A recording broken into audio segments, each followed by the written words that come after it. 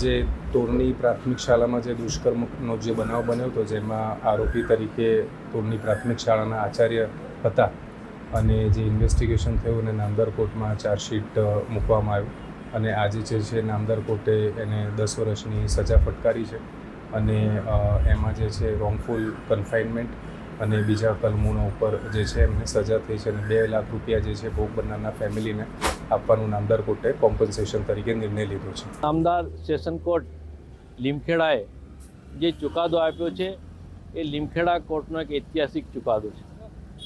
હું આરોપી તરફે હાજર થયો હતો અને નામદાર કોર્ટે જે પ્રોસિક્યુશન તરફી જે કેસ મૂકેલો તેના તમામ ચાર્જની કલમો માની નથી.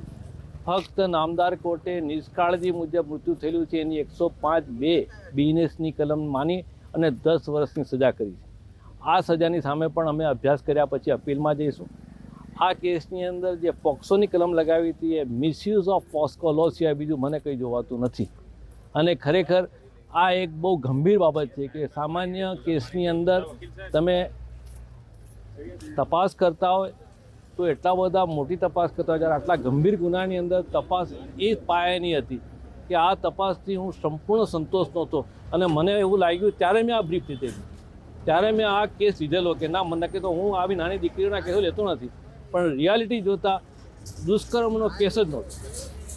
એટલા માટે અમે આ બ્રીફ લીધેલી હતી અને આ બ્રીફ લીધા પછી આજે મને સંતોષ થાય છે કે નામદાર કોર્ટે અમારી વાત માની કે ભાઈ આની સામે દુષ્કર્મ નથી. એક માણસની સામે કોઈ પ્રિન્સિપાલ છે, ફેમિલીવાળો માણસ છે, એની સામે દુષ્કર્મની ખોટી કલમ લગાવો, એના આખા પરિવાર પર બહુ મોટી અસર પડે.